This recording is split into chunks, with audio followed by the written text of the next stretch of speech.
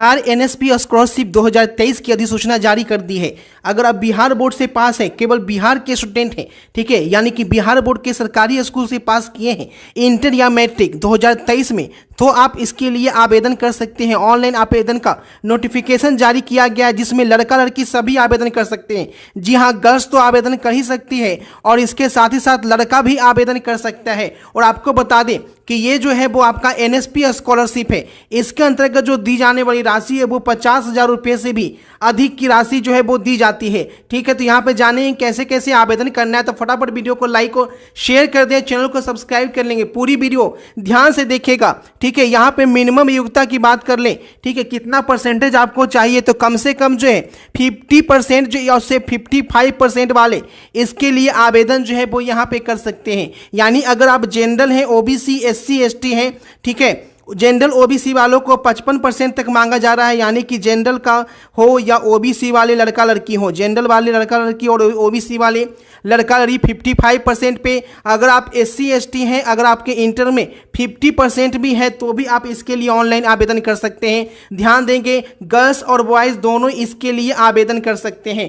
ठीक है, ये आपका एनएसपी का स्कॉलरशिप है। आप देखिए यहाँ पे डेट भी बता दें कि कैसे कैसे ऑनलाइन करना है, सब कुछ जानेंगे। ठीक है, इसके लिए देखिए ऑफिशियल अनाउंसमेंट कर दिया गया है कि ये जो एनएसपी स्कॉलरशिप है अब एनएमएमएस स्कॉलरशिप के तहत जो है वो दी जाएगी। ठीक है, स्कॉलरशिप सेम ही है। उसके बाद देखिएगा ये जो स्कॉलरशिप है अगर आप केवल बिहार के स्टूडेंट हैं तो ही आपको दी जाएगी। यानी आप बिहार बोर्ड के स्टूडेंट जो है वो आप होने चाहिए। ऑनलाइन मोड में इसके लिए आवेदन मांगा गया है। आवेदन की जो तिथि है वो 10 अक्टूबर से लेकर 3 नवंबर तक आप आवेदन कर सकते हैं। अब देखिए कैसे ऑनलाइन आवेदन करना है, कौन कौन से डॉक्यूमेंट लगेंगे, पैसा कब तक आएगा, पूरी जानकारी यहाँ पे समझिए। फटाफट सभी को शेयर कर दीजिए, ध्यान से पूरी वीडियो देखिएगा। पूरी जानकारी के लिए यहाँ पे मैं सीधे आपको बिहार हेल्प पे लेकर चलता हूँ, जहाँ से ऑनलाइन कैसे करना है वो भी यहाँ पे मैं बताऊँगा। डायरेक्ट लिंक यहाँ पे मिलेगा और यहाँ पे ध्यान से देख लीजिए, यहाँ से मिस बिल्कुल नहीं कीजिएगा।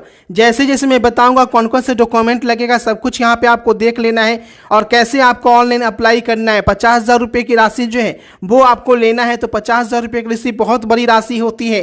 ठीक है, तो इसके लिए लड़का लड़की सभी को दिया जा रहा है, तो इससे अच्छी बात क्या हो सकती है। ठीक है, यहाँ पे देखिएगा स्कॉलरशिप अपडेट पे आपको यहाँ पे देखने को मिलेगा एनएमएसएस स्कॉलरशिप। जी हाँ, इसी का नाम अब एनएमएमएसएस कर दिया गया है। ध्यान रखिएगा, ये आपका एनएसपी स्कॉलरशिप ही है। ठीक है, इसलिए आपको कंफ्यूज नहीं होना है।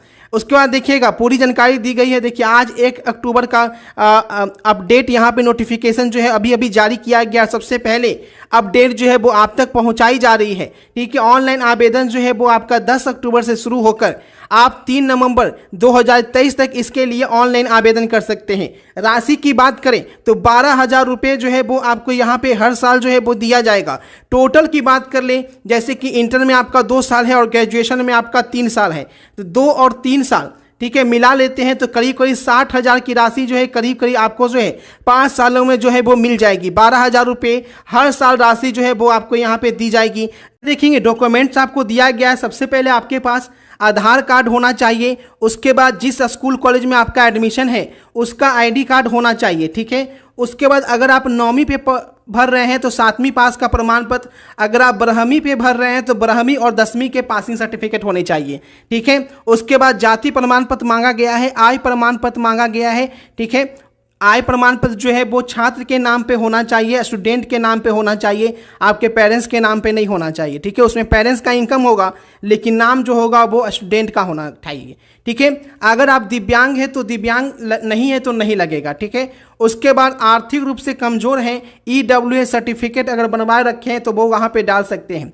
बैंक खाता पासबुक लगेगा और ध्यान रखेंगे ये पासबुक जो है वो आपका बिहार का होना चाहिए। बिहार से बाहर का होगा तो पैसा नहीं आएगा और आपका फॉर्म कैंसिल कर दिया जाएगा। और ये भी ध्यान रखना है कि स्टूडेंट के नाम पे होना चाहिए, पेरेंट्स का आपका पासबुक नहीं होना चाहिए, ना पेरेंट्स ना भाई ना बहन किसी का नहीं। जो स्टूडेंट का आधार कार्ड जो आधार कार्ड में जो स्पेलिंग है वही बैंक के पासबुक की स्पेलिंग होनी चाहिए। थोड़ा सा भी नाम का एक भी स्पेलिंग इधर उधर नहीं होना चाहिए।